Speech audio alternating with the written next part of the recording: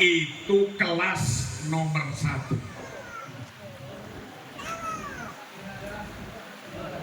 Kelas nomor berapa, Bu? Kelas nomor 2, wa minhum muqtasid. Sebagian ya biasa-biasa aja lah.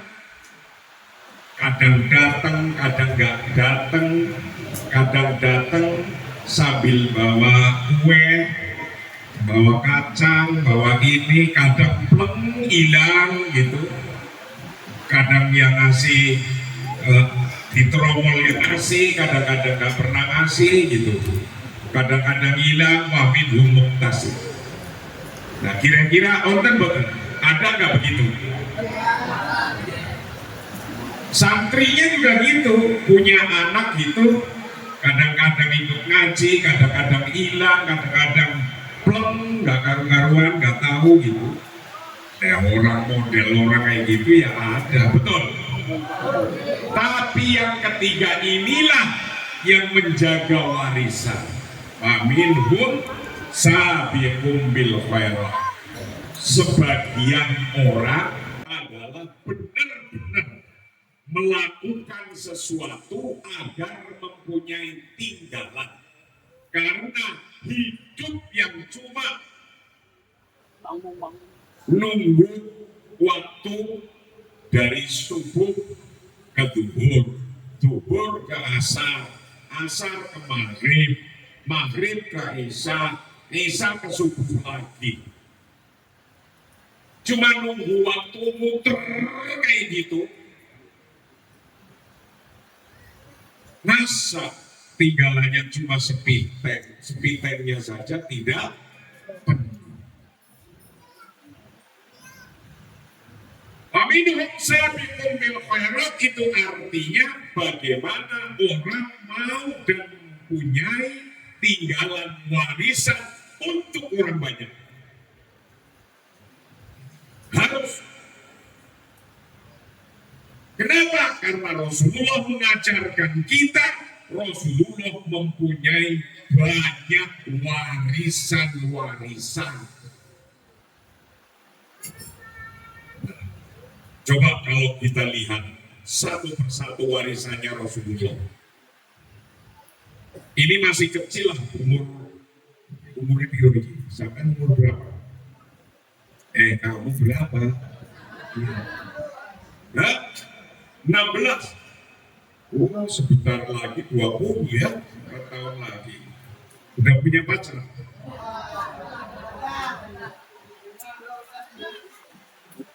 Jadi saya yakin di sini sering baca kitab Al-Barzanji. Sering. Setiap malam apa baca Al-Barzanji? Tibaan baca enggak? Al-Barzanji baca enggak? Ya coba kalau baca. Atirillahumma qabrahul karim biarfi. Teruskan. Wah, orang muncul. Atirillahumma qabrahul karim bi'arfin syadid min salati wa taslim. Walamma balagha Rasulullah sallallahu alaihi wasallam isna sana safaro ila Busra fi tijaratin li Khadijah al-Fatiyah. Enggak nyaut kan? Ini berarti masjid ini jarang baca Al-Barzanji nih. Kita kan lagi memperingati Maulid. Jadi kita mau memperingati Maulidnya, memperingati halnya Kiai karena ada legasi, ada warisan yang ditinggalkan. Warisan sejarah yang ditinggalkan misalnya kehebatan Rasulullah yang kita harus nyontoh dan nyontek, niru Nih, umur 12 tahun saja Rasulullah udah bisnis. Nah ini baru 16 tahun. Ini berapa tahun ini? Nah, berarti dulu kira-kira segede ini nih. Ini udah 12 tahun ini. Rasulullah umur 12 tahun menurut Al-Barzanji kitab ini itu sudah mulai berbisnis dengan pamannya. Nah ketika berbisnis dengan pamannya nggak punya modal.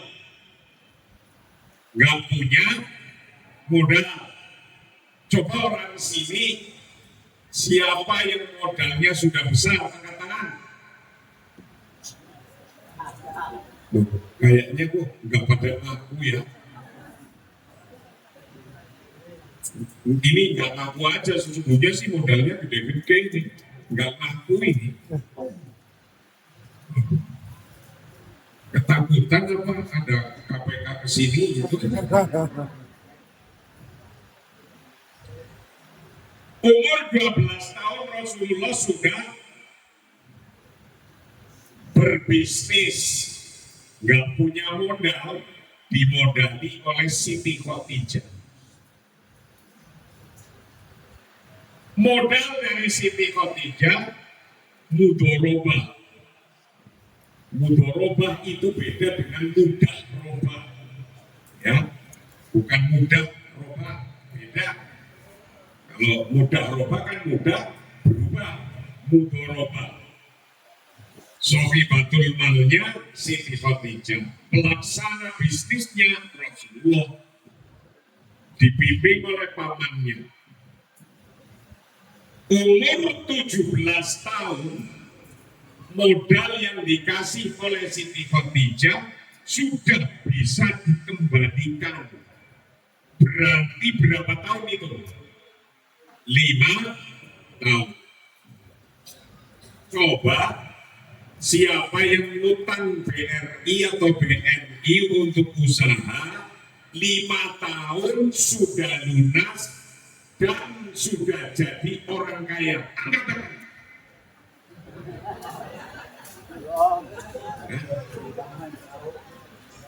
5 tahun. 5 tahun Rasulullah sudah bisa membalikan modalnya. Berarti umur berapa itu? 17 tahun nih kamu. Ini tadinya segini nih 12 tahun nih. Ini 16 tahun yang kurang setahun lagi lah. Sudah jadi orang hebat. Sudah jadi bos. Maka ketika umur 25 tahun yang ngasih modal dilamar. Yang ngasih modal siapa tadi? Siti. Saya sih kepengen niru kayak gitu. Kalau di sini ada yang orang mau ngasih modal ke saya, ya saya lamar juga. Kayaknya kalau dilihat satu-satu ini di sini ini kok ada apa enggak ini yang mau ngasih modal saya ini? Kasih modal, sukses 5 tahun, dikembalikan. Umur 25 tahun Rasulullah sudah jadi orang kaya raya. Ngelamarlah Siti Khadijah. Ketika dilamar, nikahan, memberi mas kawin. Rasulullah memberi mas kawin Siti Khadijah, mas kawinnya 20 ekor onta plus 13 emas. Saya mau tanya ke samping kiri saya. Kira-kira ini kalau dihitung berapa miliar ini? 20 ekor onta. Ayo. Kalau 1 ekor onta kira-kira berapa itu harganya? Hah? Katakan 50 juta atau 100 juta. Kalau 20, 2 miliar. 13 on emas berapa? Hah? Sing ini 13 on, bukan gram ini. Berapa itu? Kira-kira untuk beli mobil Jaguar sudah dapat belum? Saya mau tanya ke ibu-ibu, berapa mas kawinnya dulu?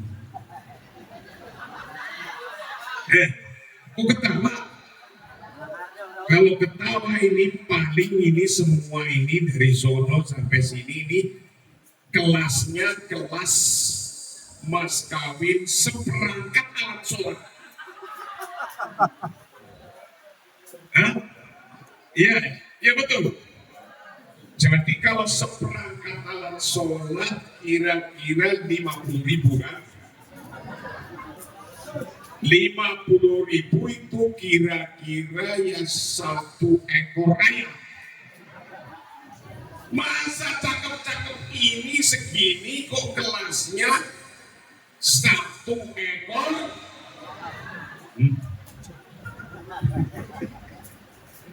Jadi niru siapa? Kalau bapak-bapak ini saya niru Rasulullah. Masuklah saya baru barang 2, 3, 4, tapi mas kawinnya tidak niru. Coba kalau niru berapa miliar kira-kira? Jadi kesimpulannya Rasulullah ngajari umatnya harus dan mampu menjadi pembayar zakat yang tinggi. Orang yang senang sedekah yang banyak, membayar pajak yang tinggi, yang banyak, zakatnya yang bayar, pajaknya bayar, itu artinya orang yang hebat, orang yang punya legasi tinggal. Diajari oleh Allah, diajari oleh Rasulullah gimana caranya jadi pembayar zakat yang tertinggi. Jadi kalau niat jadi wong sugih, jadi orang kaya raya, ngikutin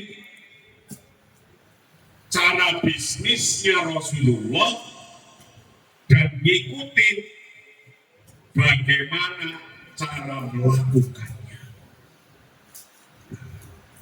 Orang yang mampu bisa begini, inilah orang kategori kelas berapa tadi di depan? Bu, kelas berapa? Nomor 1. Nomor 1 itu apa tadi? Zalimun li nafsi. Nomor 2 muktasid. Nomor 3 sabiqun bil khair. Orang yang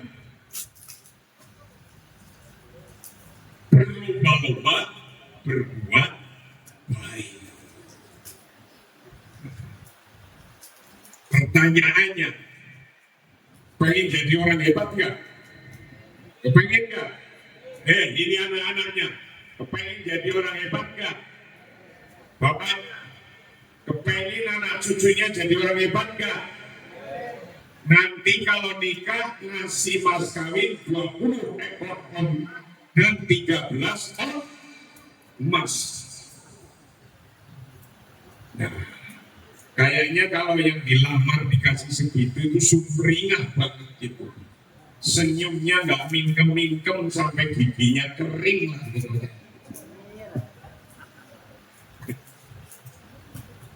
Amin. Sabiqun bil khair. Untuk kita bisa mempunyai legasi tinggalan warisan, ya warisan itu tidak hanya warisan tanah, rumah, tidak. Mewariskan ilmu berarti kita mau mengajarkan ilmunya Allah. Mewariskan keturunan agar kita mempunyai keturunan yang baik warisan. Maka kiai-kiai ini sebelum banyak umat Islam membaca sejarah kembali ke terdahulu, orang Nusantara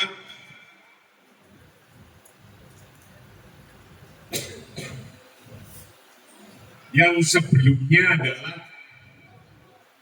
penganut agama atau keyakinan yang sudah ada sebelumnya. Ya ada disebut kejawen, ada disebut apalagi kalau Jawa Barat zaman dulu apa? Sundan. Ya banyaklah keyakinan. Kemudian agama Islam masuk.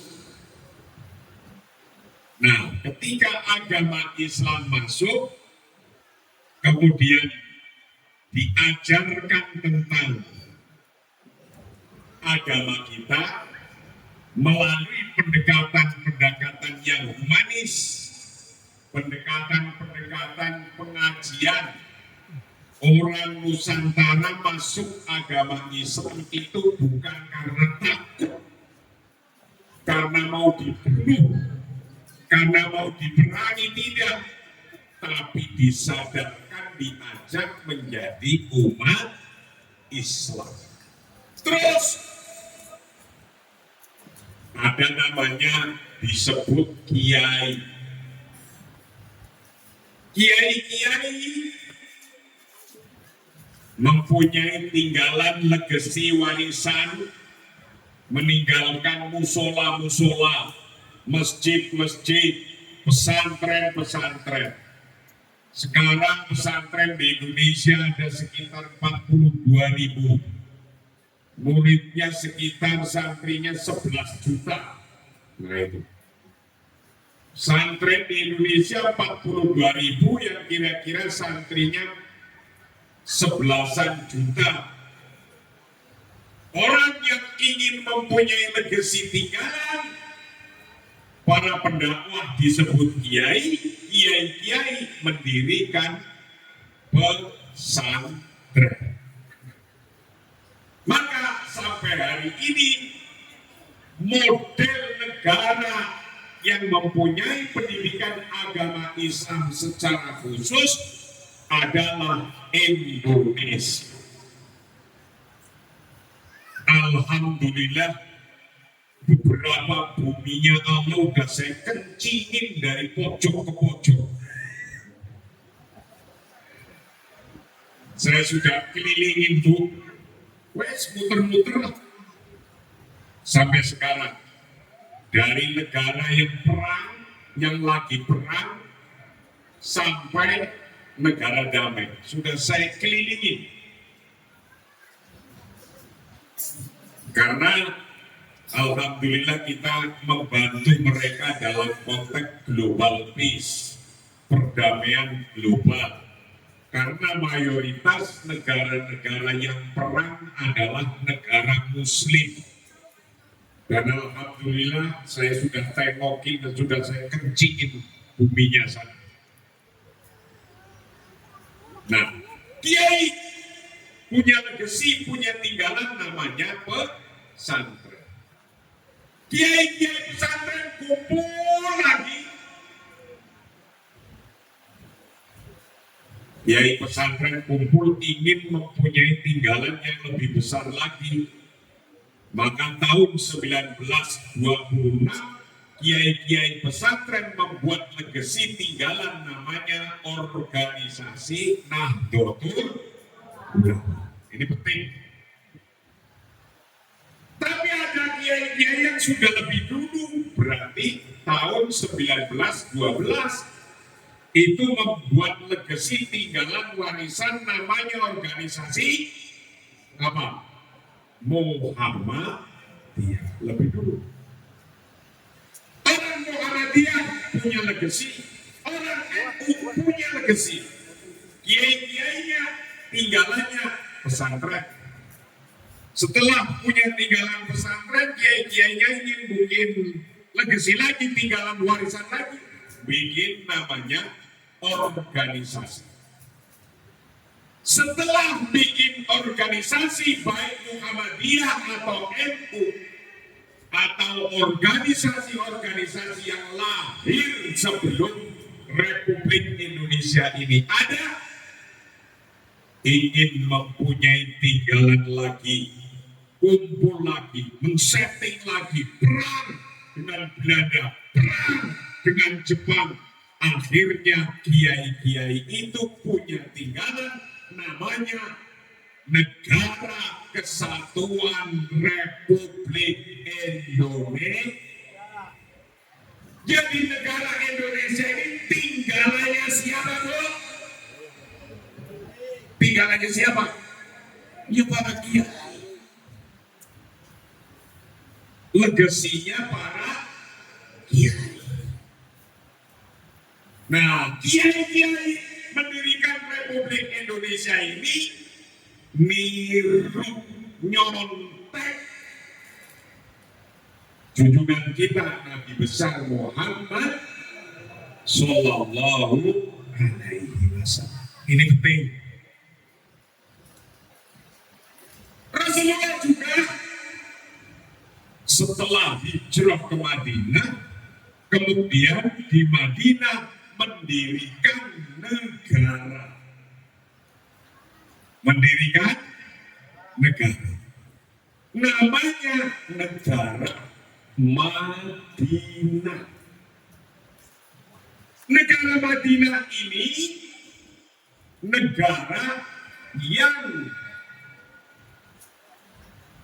bangsanya, umatnya, bangsanya, agamanya macam-macam. Di negara Madinah ada umat Islam. Umat Islamnya dua golongan. Golongan pertama Muhajirin.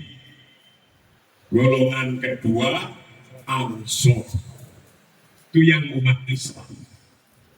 Ya kira-kira ya zaman itu sebelum merdeka, kalau di Indonesia ya ada NU, ada Muhammadiyah, gitu kira-kira. Ada Muhajirin, ada Ansor. Itu yang Islam. Terus agamanya ada apa lagi? Islam ada, Yahudi ada, Nasrani ada, Majusi juga ada. Jadi kalau yang agama Samawi, ketika Rasulullah membuat negara Madinah, berarti ada agama Islam, ada agama Yahudi, ada Nasrani. Tapi ada juga agama Majusi. Majusi itu penyembah api. Api. Nah, ketika berbeda-beda agama semacam ini, dibuatlah undang-undang untuk menyatukan negara Madinah karena agamanya pun beda-beda. Undang-undangnya terkenal dengan nama Piagam Madinah. Nah ini, Piagam Madinah itu bunyinya begini, wa man lahiqa bihim wa jahada ma'hum innahum ummatun wahidah. Bangsa Madinah yang berbeda-beda, agamanya berbeda-beda, ada Islam, ada Nasrani, ada Yahudi, ada Majusi, beda-beda. Tapi ketika sudah sepakat membuat negara, waman lahiqa bihim, barang siapa yang sudah sepakat membuat negara bersama-sama, wajahada ma'hum, dan mau berjuang bersama-sama walaupun agamanya berbeda-beda. Waman lahikobi wajah maut, sebutannya innahum ummatun wahidah, mereka adalah bangsa yang satu.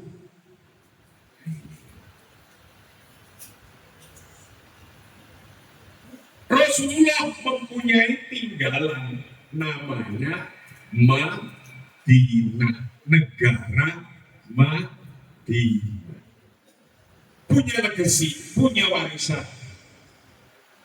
Maka kiai-kiai di Nusantara ini dulu nyontek, niru, duplikasi. Di Indonesia ada juga agama Islam, Kristen, ada Katolik, ada Hindu, ada Buddha. Sekarang ada tambahnya apa? Konghucu.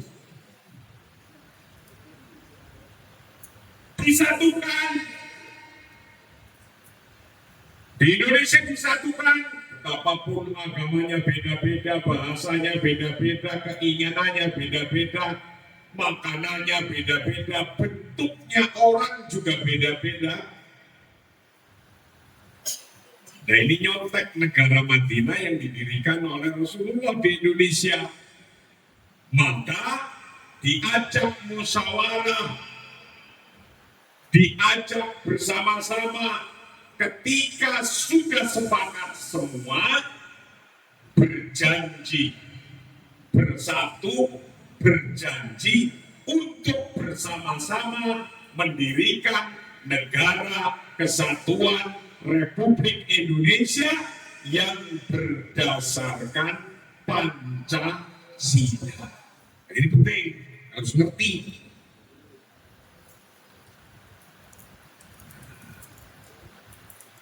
Orang-orang Indonesia kira-kira biru. Sepakat, musyawarah, sepakat, berjanji.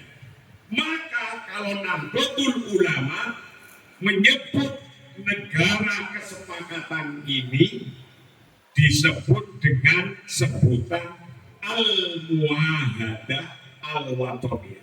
Itu kalau NU. Kalau Majelis Ulama Indonesia menyebutnya Darul Mitsaq. Kalau Muhammadiyah menyebutnya Darul Ahdi Wasyahadah. Satu bentuk negara Indonesia sekarang ini disebut boleh macam-macam sebutannya, tapi maksud dan artinya sama. Jadi kalau masih ada orang bertanya, anak-anak kita, saya beragama Islam, apakah saya berbangsa dan bernegara di Indonesia sudah sesuai dengan ajaran agama Islam saya? Ayo jawabnya gimana itu? Ayo jawab. Ini penting. Karena masih banyak yang bertanya begini. Sudah belum? Konteks konstruksinya sudah disesuaikan dengan ajaran agama Islam. Dasarnya Pancasila. Nanti ada yang ngomong Pancasila itu bukan Quran. Kamu pilih Quran atau pilih Pancasila? Ini penting. Jawabnya mestinya bukan saya pilih Al-Quran atau saya pilih Pancasila. Tapi jawabnya bahwa Pancasila adalah bagian isi dari Al-Quran. Begitu.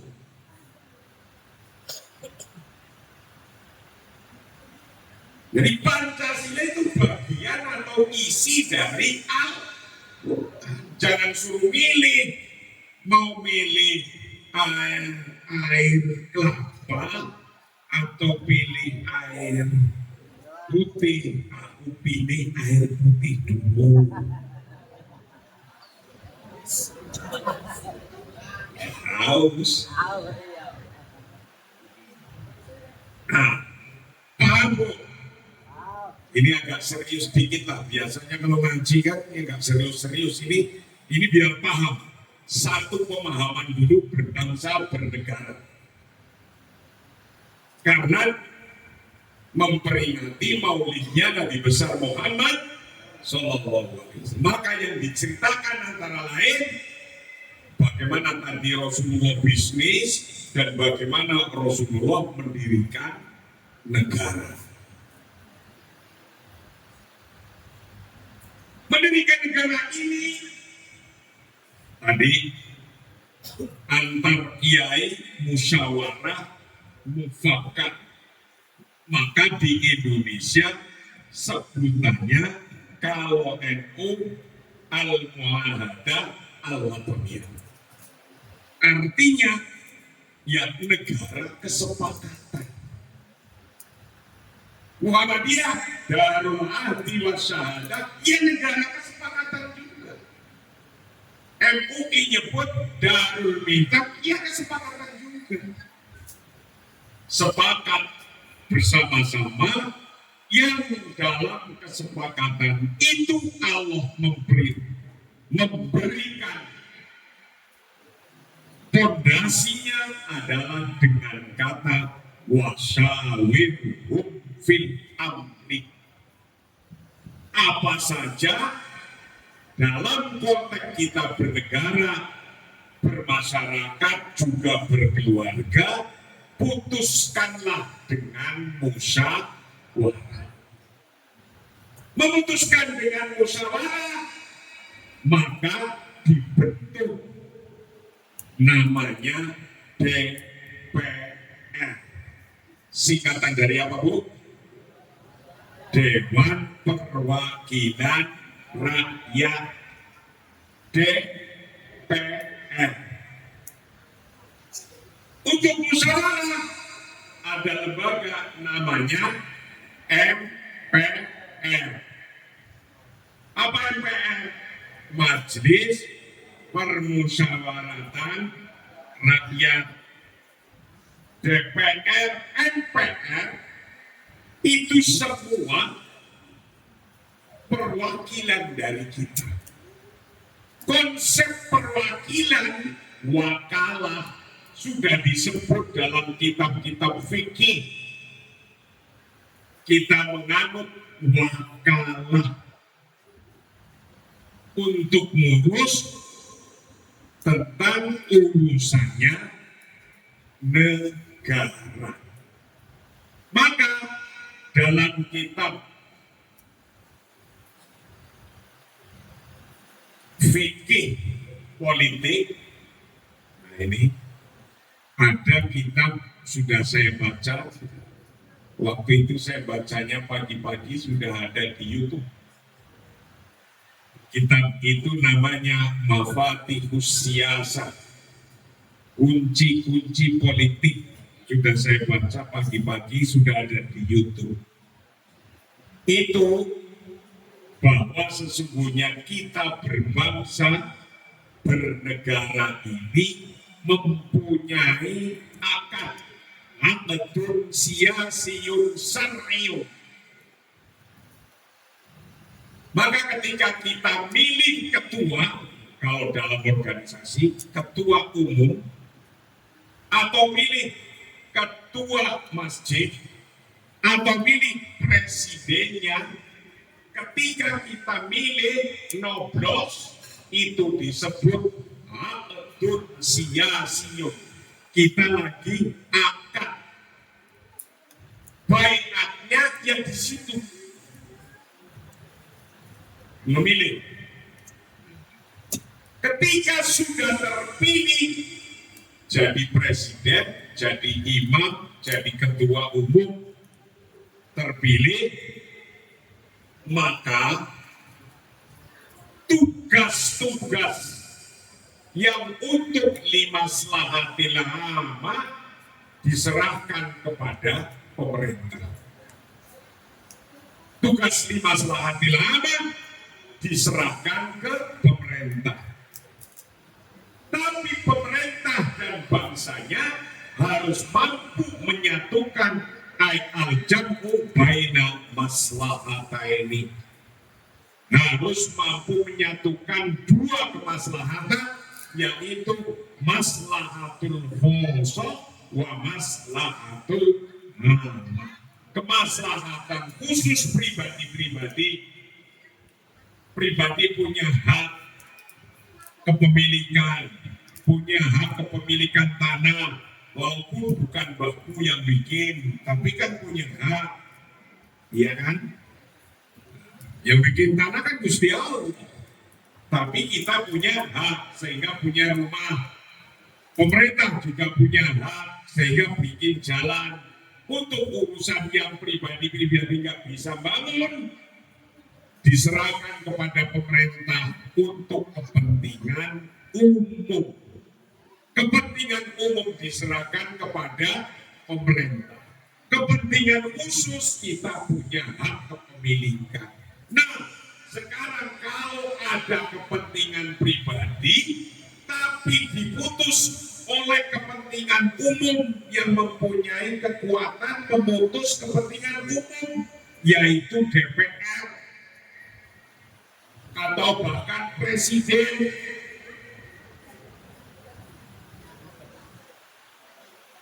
Kalau setuju diikuti, kalau belum setuju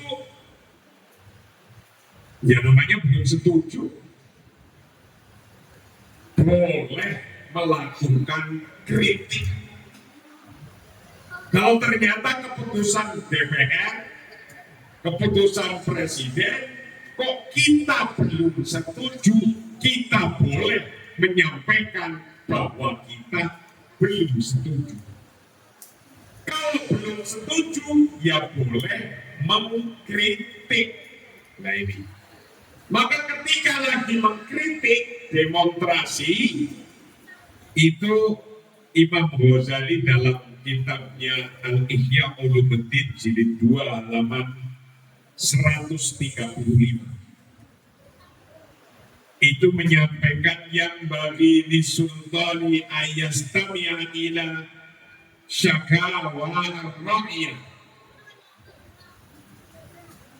wa yang faqada ahwalahum wa ya'mala bimuqtadul adli. Bagi pemerintah atau yang punya kekuasaan, kalau lagi dikritik oleh bangsanya, siapa saja, lurah atau bahkan kepala rumah tangga lagi dikritik oleh anggota rumah tangganya, itu minimal harus 3 hal yang dilakukan.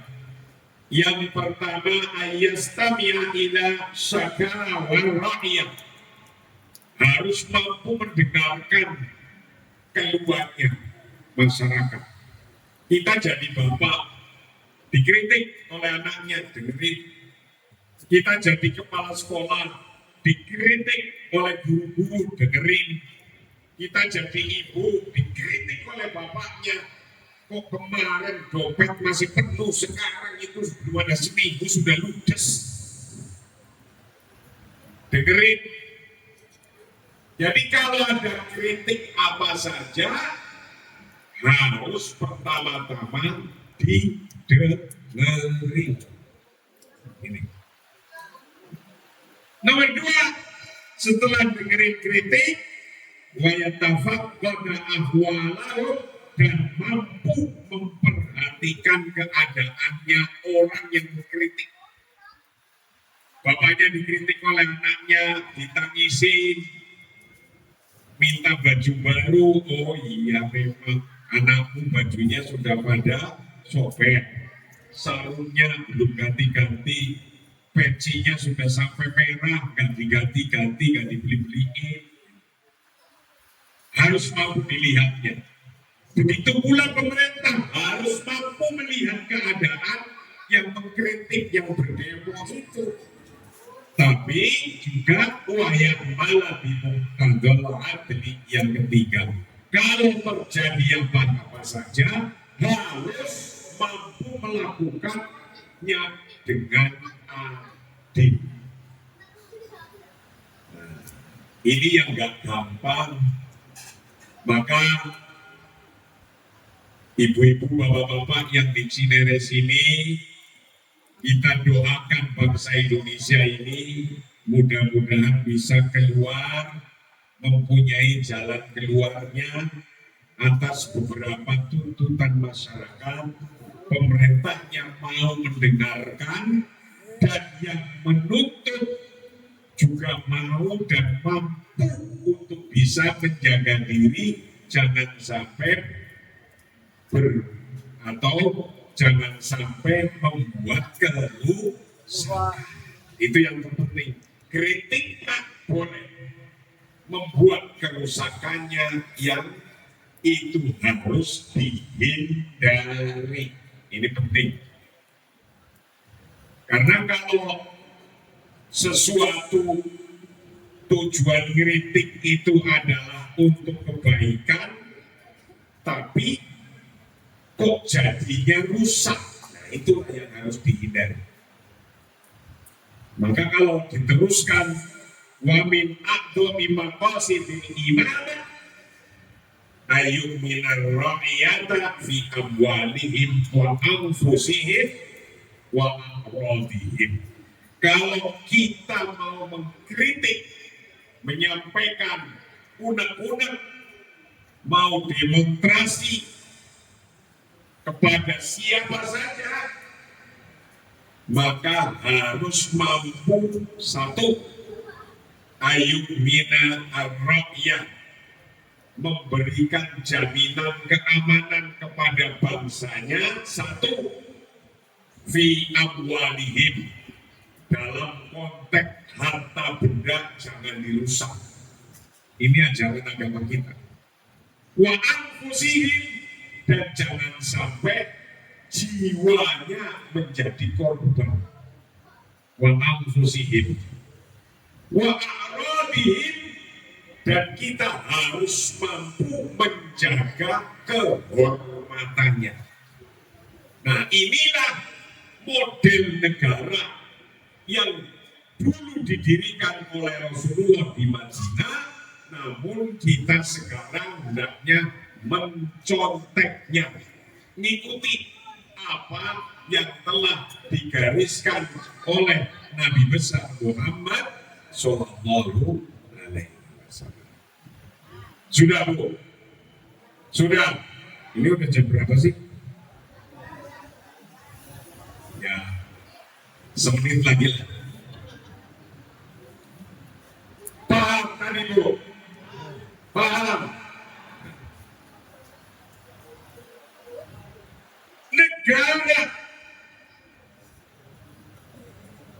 atau organisasi atau pesantren itu contoh dari tinggalan warisannya para kiai. Maka kita semua ini hidup di dunia entah 70 tahun, 78 tahun, 90 tahun, 100 tahun umurnya.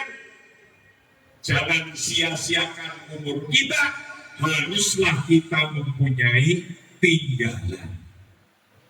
Ya berupa apa saja, tinggalan ilmu itu bagus, tinggalan ilmunya Allah itu bagus, tinggalan culture budaya yang terus menerus dilakukan sambung menyambung dari cucu ke mbah ke buyut terus sambung menyambung, itu juga bagus. Makanya Allah menyampaikan Akulik malu fasayarallahu amalakum warasuluh wal mu'minun wasatuwatuna ila alimil ghaibi wasyahadah fayunabbi'ukum bima kuntum ta'malun. Ikmalu, kerja, kerja, kerja. Dulu kata-kata ini itu kerja, kerja, kerja. Rawahu Joko Widodo. Saya pikir dulu moto kerja, kerja, kerja itu bukan dari Al-Quran. Ternyata Al-Qurannya bilangnya begitu. Ikmalu, kerja, kerja, kerja. Kreatif, kreatif, kreatif. Fasayarallah amalakum. Ikmalu. Kita harus kreatif sampai hasil kreativitas kita, karya kita, fasayarallah. Allah mau melihatnya. Wa rasuluh dan rasulnya melihatnya. Wal mu'minun dan orang banyak melihatnya. Jadi nggak usah mikir punya karya tinggalan gede atau kecil, semampunya. Hidup ini jangan cuma ninggalin sepitek kosong. Semampunya. Bisa ninggalin musola bareng-bareng dengan tetangganya, alhamdulillah. Bisa ngurusin masjid, ninggalin masjid, entah berapa andil kita, alhamdulillah. Tapi jangan plong, hilang, kosong sama sekali, tidak punya tinggalan. Kita meninggalkan anak-anak kita, semuanya jadi anak-anak yang soleh solihah. Ini tinggalan yang paling penting. Maka lakukanlah. Fasayarallah, sampai Allah melihatnya. Kreativitas kita itu apa? Wa rasuluh wal mu'minun, dan orang-orang mukmin. Semua bisa melihat. Nah, untuk mampu bisa sukses mempunyai tinggalan, ini ada sebuah cerita rakyat. Orang hebat yang punya tinggalan hebat itu dimulai dari kata-kata kita, dari cara berpikir kita. Maka di dalam kitab Al-Fatal Awan itu ada kitab Qiraah yang menceritakan cerita rakyat. Judul ceritanya Hayatuna min Sonai Mufrodatina. Hidup kita itu dari kata-kata kita sendiri. Ini anak-anaknya mau jadi orang hebat atau tidak, itu diawali dari kata-kata. Kata-kata diawali dari pikiran. Maka jangan nyempelekan kata-kata. Jangan nyumpahin pakai kata-kata. Jangan mengatakan yang jelek-jelek pakai kata-kata. Karena itu mantap di pikiran dan bisa membunuh pikirannya anak. Hayatuna min sonai mufrodatina. Hidup kita tergantung pada kata-kata kita. Nah, ada cerita begini. Ceritanya orang hebat. Orang hebat. Kepingin jadi hebat gak? Ini anak-anak pengen jadi orang hebat gak? Nah, dengerin cerita ini. Suatu hari ada pengawas bangunan yang lagi ngawasi membangun gedung pencakar langit, gedung tinggi. Nah, datang pada satu kelompok orang. Satu orang yang lagi pukulin batu, plung, plung, plung, dipukulin batunya, plung, plung, plung, pecah. Ditanya oleh petugas, oleh pengawas bangunan ini, "Kang, lagi apa ya, Kang?" "Ini, Pak, saya ini kerja capek banget dah. Jadi tukang pemecah batu dari pagi sore, gajinya kecil banget, panas lagi. Sesungguhnya saya itu nggak mau kerja kayak gini. Tapi kalau saya nggak kerja, Nggak dapat uang, nggak bisa dapat ngasih untuk makan istri anak. Tapi aku udah bosan sesungguhnya kerja capek-capek kayak gini, gajinya kecil, kayak gitu. Nah ini kira-kira sama dengan cerita dalam Al-Quran nanti wamin faminhum zolimun dinafsi, kelas nomor 1. Pengawas itu datang lagi ke orang kedua, Kang, lagi ngapain? Iya ini, saya lagi pecah batu. Ya lumayan sih, kerja sih capek banget, tapi dibanding saya nggak kerja, ya lumayan saya bisa pulang bawa gaji, bisa untuk beli makan keluarga saya. Tapi sesungguhnya yang nggak enak lah kerja kayak gini. Tapi kalau saya nggak kerja, nggak dapat apa-apa, ini nggak makan ini. Nah itu, wa minhum muktasib. Datang lagi nih ke orang yang ketiga, Kang, ngapain? Ketika baru ditanya ngapain, itu jawabnya begini. Padahal orang pertama kerjaannya yang sama, tukang mecah batu. Orang kedua yang tukang yang sama, tukang mecahin batu.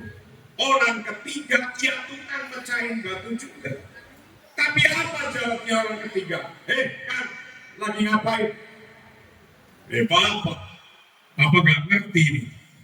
Saya ini loh lagi membangun gedung pencakar langit itu, yang saya mulai dengan memecah batu ini, dan nanti batu ini akan dibangun jadi bangunan besar pencakar langit itu. Nanti anak-anak saya akan saya kasih tahu bahwa saya termasuk yang andil membangun bangunan pencakar langit ini.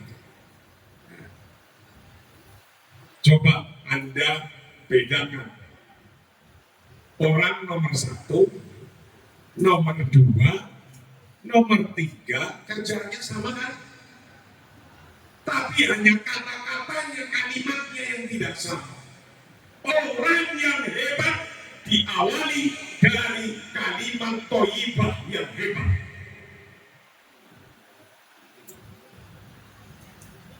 Kalimat thayyibah yang hebat, kalimat yang baik-baik adalah kalimat statement yang disampaikan kepada siapa saja adalah kalimat yang membangun. Sama kerjanya 3 orang, tapi yang nomor 3 itu ngomong, aku lagi membangun gedung pencakar. Kalau anak kita dilatih semacam ini cara berpikirnya, insya Allah mempunyai jiwa yang besar. Ketika mempunyai jiwa yang besar, akan mempunyai pikiran-pikiran yang besar. Mempunyai pikiran-pikiran yang besar, itulah calon jadi orang besar. Jangan remehkan kata-kata itu. Jadi kalau sudah jadi orang besar, tidak akan pernah minder. Paham, Bu? Paham? Itulah yang dilakukan oleh Rasulullah. Sebelum jadi Rasul saja sudah pikirannya besar, karyanya besar, maka diperingati maulidnya. Kiai-kiai diperingati haulnya karena nunggu warisan tinggalannya apa, kelihatan apa enggak orang punya tinggalan apa enggak. Orang yang dihauli adalah orang yang mempunyai tinggalan yang bisa dirasakan untuk orang banyak. Ini. Kalau kita ingin jadi orang besar, rumusnya cuma satu, khairun nas anfa'uhum linnas. Ajari anak-anak ini untuk mau berbuat untuk orang banyak.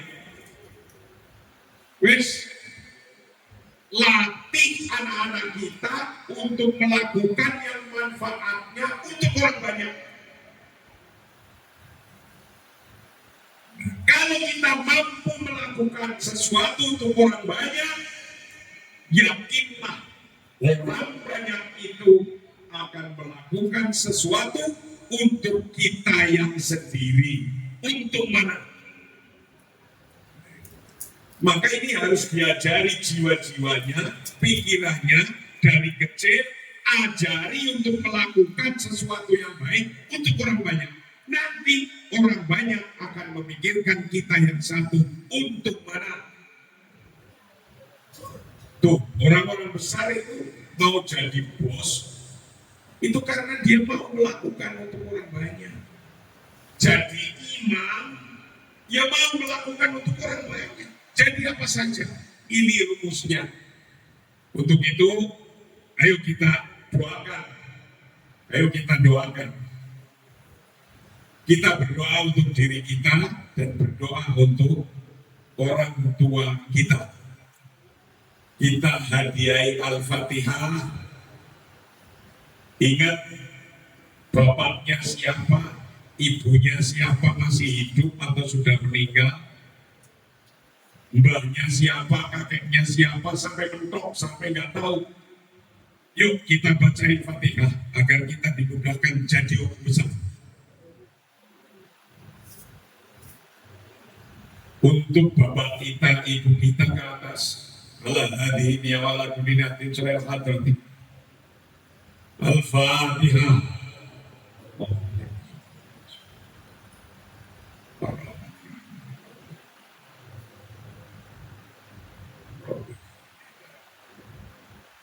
Yang sudah punya anak, untuk anak kita yang panggilin satu-satu, hadirkan di dalam hati.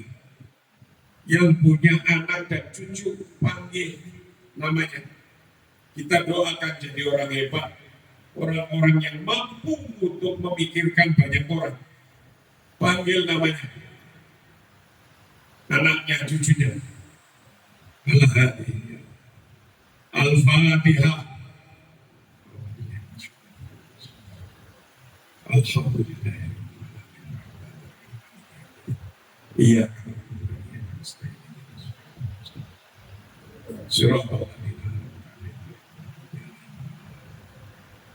untuk hajat kita masing-masing, hadirkan minta kepada Allah. Mudah-mudahan negara kita jadi negara yang aman, negara kita jadi negara yang memudahkan untuk kehidupan kita, memudahkan untuk hidup keluarga kita, memudahkan untuk ibadah kita, memudahkan untuk agama kita, dan mudah-mudahan keselamatan kita juga, keselamatan pimpinan kita ini terjaga oleh Allah Subhanahu wa Ta'ala. Al-Fatihah.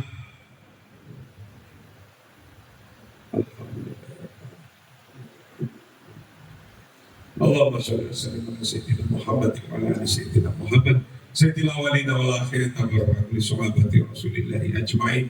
A'udzu billahi minasy syaithanir rajim. Bismillahirrahmanirrahim. Sholatan tunajjina min wal afat wa hajat. Sehat. Wa tarfauna bi ta'ala darajat wa tuballighuna Allahumma ya man samatul ardi ya qayyum samatul ardi ya dzal jalali wal ikram ya riyasal mustaqizin wa ta'ala farijal mu'minin ma'mumin Allahumma ya Allah irfa'na darajat ya Allah irfa'na darajat ya Allah irfa'na man hadara fi hadzal majlis ya Allah wa taqdi hajatana ya Allah taqdi hajatana ya Allah hajatana al-ulum nafi'atan fid din wa dunya wal akhirah. Ya amanal khaifin aminna mimman khaf. Ya amanal khaifin saddiqna mimman khaf. Ya amanal khaifin najjina mimman khaf. Ya Allah Rabbana atina fid dunya hasanah wa fil akhirati hasanah wa qina adzabannar. Subhana rabbika rabbil izzati amma yasifun wa salamun alal mursalin walhamdulillahi rabbil alamin. Cukup sekian, wallahul muwaffiq ila aqwamit thoriq. Assalamualaikum warahmatullahi wabarakatuh.